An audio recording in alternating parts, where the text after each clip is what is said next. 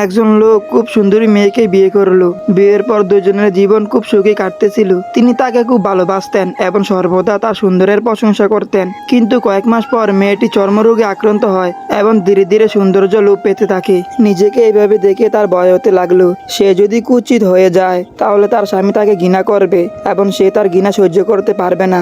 এদিকে একদিন স্বামী কোনো কাজে শহরের বাইরে যেতে হলো। কাজ শেষ করে বাড়ি ফেরার সময় দুর্ঘটনা ঘটে। দুর্ঘটনা চোখ দুটি হারিয়েছেন, কিন্তু তা সত্ত্বেও দুজনের জীবন স্বাভাবিকভাবে এগিয়ে যেতে থাকে। সময় অতিবাহিত হয় এবং তার চর্মরোগের কারণে মেয়েটি সম্পূর্ণরূপে তার সৌন্দর্য হারিয়ে ফেলে। সে কুৎসিত হয়ে উঠল, কিন্তু অন্ধ স্বামী এই বিষয়ে কিছু জানতো না। তাই তাদের সুখী দাম্পত্যের জীবনে কোনো প্রভাব পড়েনি। সে তাকে একইভাবে ভালোবাসতে থাকে। একদিন মেয়েটি মারা গেল। স্বামী এখন একা। সে খুবই দুঃখী ছিল। সে শহরে চলে যেতে চেয়েছিল। তিনি শেষকৃত্যের যাবতীয় আনুষ্ঠানিকতা সম্পন্ন করে শহরে ত্যাগ করতে লাগলেন। তখন একজন লোক তাকে পিছন থেকে ডেকে কাছে এসে বলল, এখন সাপোর্ট ছাড়া একা হাঁটবে কি করে? এত বছর তোমার স্ত্রী তোমাকে সাহায্য করত। লোকটি উত্তর দিল, দোস্ত, আমি অন্ধ না। আমি শুধু অন্ধ হওয়ার ভান করছিলাম, কারণ আমার স্ত্রী যদি জানতো যে আমি তার রোগ দেখতে পাচ্ছি তাহলে তার অসুস্থতার চেয়ে তাকে বেশি কষ্ট দিত।